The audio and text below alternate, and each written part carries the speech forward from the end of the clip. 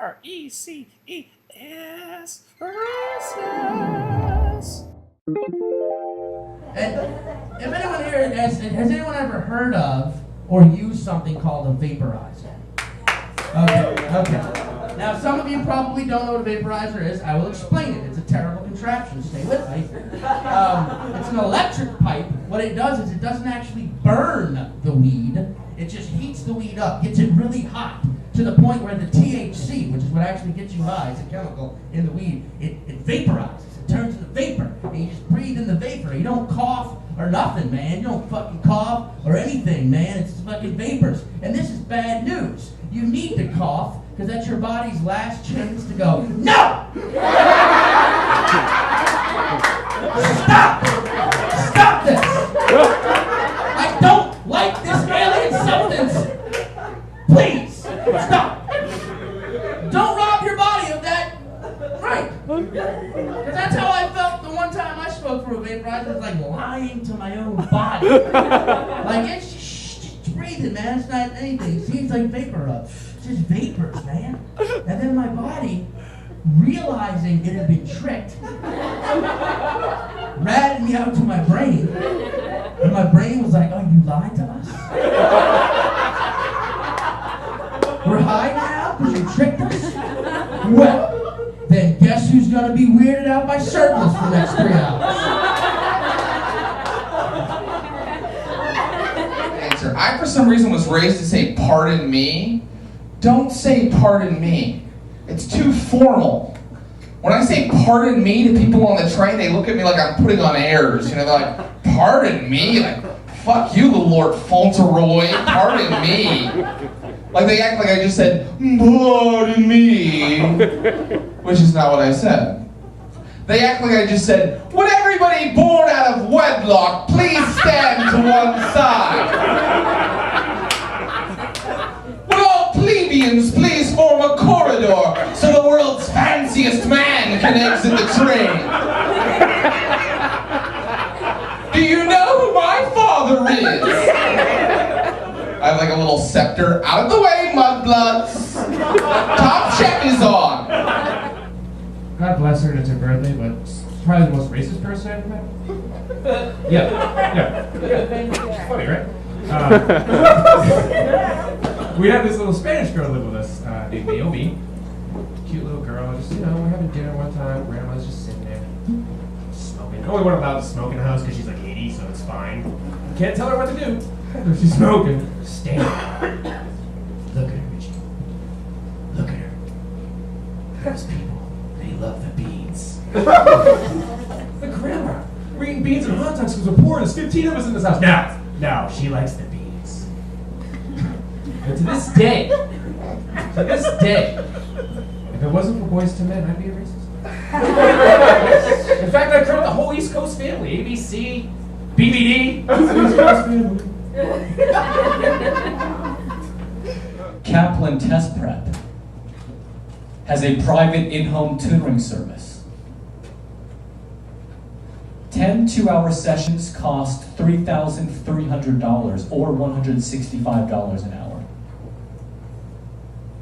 I used to work phone sales at Kaplan. The toughest part of that job was quoting that price to the customer, then continuing as if nothing were wrong.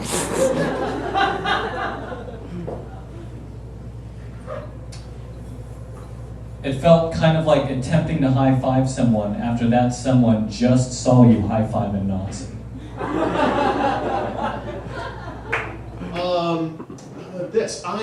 lot of comics, and John over here is videotaping. A lot of comics will videotape themselves to try to get better as comics. That makes sense, right? See yourself doing it, videotape yourself. Well, I didn't have any sets for like 2 weeks at any bars or shows or anywhere. Like, I had no places to videotape. So I was like, I'll just videotape myself at home. It is hard to do that and not turn out like Buffalo Bill from Silence of the Lambs. I challenge each and every one of you to go home tonight and just be by yourself, throw yourself in the video camera, try some jokes, whatever it is. After a minute and a half, it'll turn into. It's so fucking hard. It's like impossible to not be creepy. My boss, one of them, would call me in his office like 6 times a day and accuse me of something ridiculous.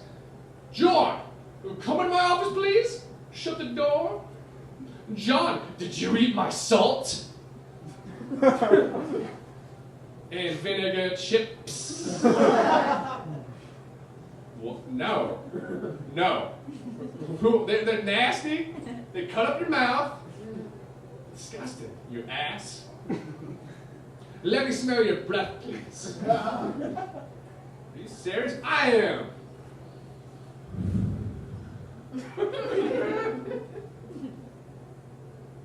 It proved my innocence, but then he knew I was drunk.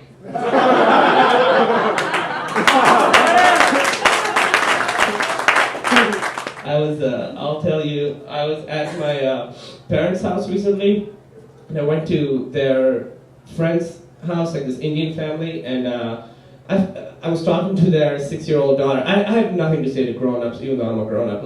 So I'm talking to their six-year-old Indian daughter or whatever. There's no whatever, that's exactly what she was. She was a 6-year-old Indian daughter. And I don't know if you guys, Disney has this thing called Disney Princesses. Have you guys?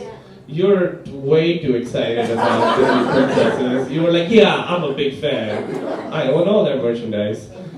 But Disney Princesses is this thing where all the girls from the different Disney cartoons hang out together. So Ariel from Little Mermaid hangs out with Belle from Beauty and the Beast, whatever.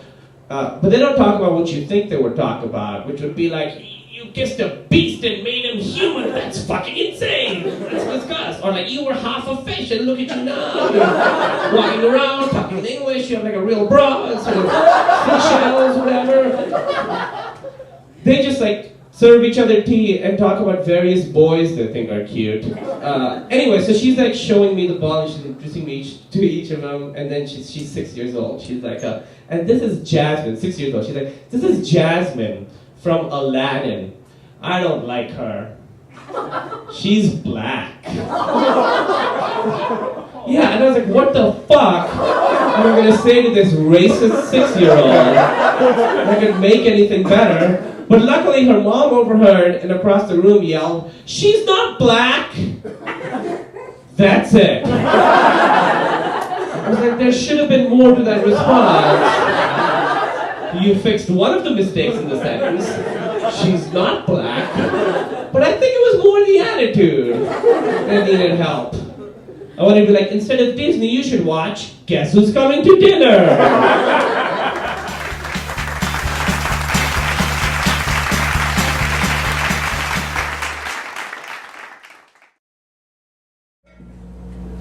You guys are just you just first time seeing me, so you're gonna learn a lot about me tonight.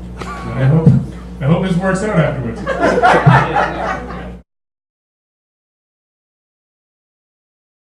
I work at a bar. One night a week, it's boys' night. Yeah. One night a week, it's boys' night, so I'm face to face in the battle. Right? I get off my shift one night. Club's bumping.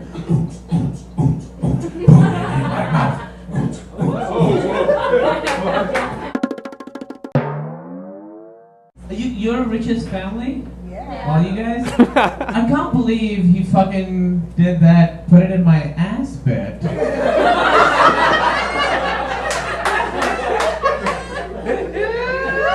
Because I'm engaged. And I will live my whole life without saying the phrase, put it in my ass, in front of my in-laws. No matter what the fucking context. Let alone be singing and dancing,